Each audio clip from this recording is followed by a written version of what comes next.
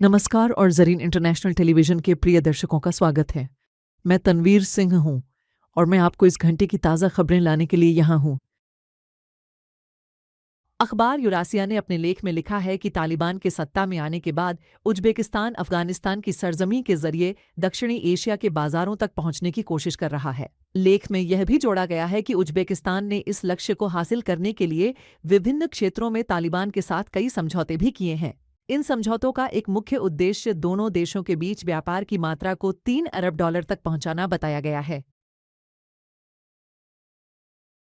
और अमीन अहमदी, जो कि कानून के प्रोफेसर हैं, कहते हैं कि अफगान महिलाएं शेरिल बेनार्ड, जो जल्मे खलीलजाद की पत्नी हैं, के खिलाफ तालिबान के लैंगिक अपार्थाइड से इनकार करने के कारण शिकायत कर सकती हैं। उन्होंने लिखा कि मिसेस बेनार्ड तालिबान के लैंगिक अपार्थाइड को जायज ठहराती हैं और उस पर इनकार करती है। शेरिल बेनार्ड, जो जल्मे खलीलजाद की पत्नी है और अफगानिस्तान के लिए अमेरिका की पूर्व प्रतिनिधि हैं, ने मंगलवार को एक लेख में तालिबान के शासन में महिलाओं की भागीदारी को खारिज कर दिया।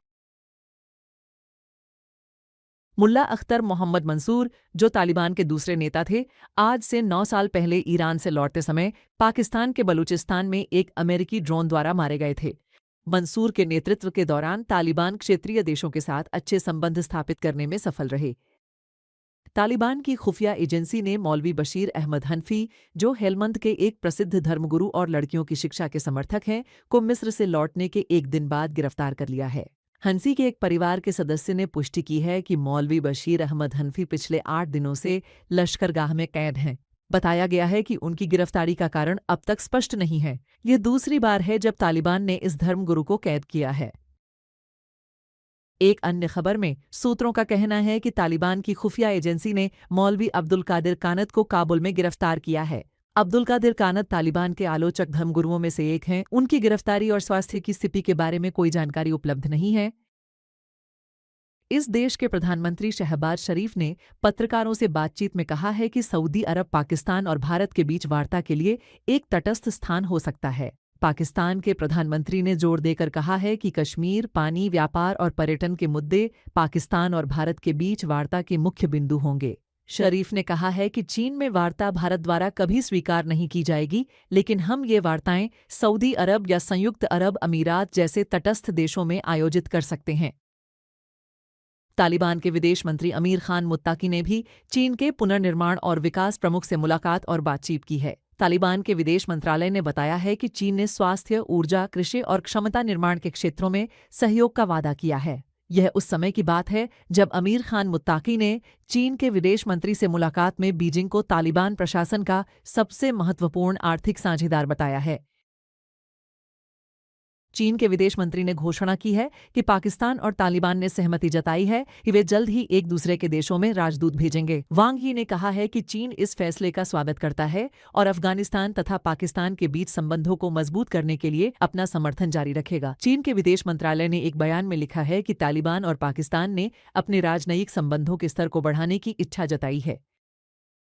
बेंजामिन नेतन्याहू इजरायल के प्रधानमंत्री ने इस्लामी गणराज्य का मुकाबला करने पर जोर देते हुए साथ ही यह भी कहा है कि वह ऐसे किसी भी समझौते का स्वागत करेंगे जो ईरान में यूरेनियम संवर्धन को समाप्त कर दे। नेतन्याहू ने ट्रंप के साथ अपने मतभेदों को खारिज करते हुए कहा है कि इस्लामी गणराज्य के परमाणु कार्यक्रम का मुकाबला करने में इजरायल अमेरिका के साथ समन्वय कर रहा है।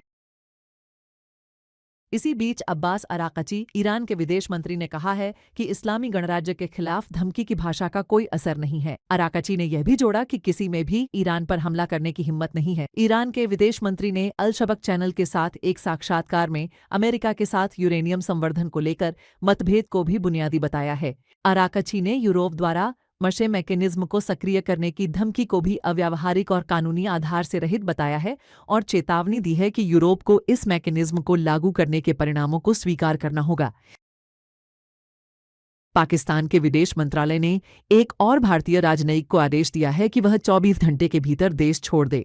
मीडिया रिपोर्ट्स के अनुसार भारत ने भी नई दिल्ली में एक पाकिस्तानी राजनयिक पर जासूसी का आरोप लगाते हुए उसे निष्कासित करने का आदेश दिया है। पाकिस्तान के विदेश मंत्रालय ने अपने बयान में लिखा है कि इस्लामाबाद में भारतीय दूतावास के प्रभारी को तलब कर यह मामला उनके साथ साझा किया गया है। आपके निरंतर समर्थन के लिए धन्यवाद। प्रिय दर्शकों, आप ज़रीन टीवी को अफगान प्रोकेस्ट नस्तो जियलविज सरीन टीवी ऐप या और हमारे सोशल मीडिया प्लेटफॉर्म्स पर देख सकते हैं। 10 अगली बार तक आप दिव्य शांति और दया में सुरक्षित रहें। ख्याल रखें और आशीर्वाद हमेशा आपके मार्ग का अनुसरण करें।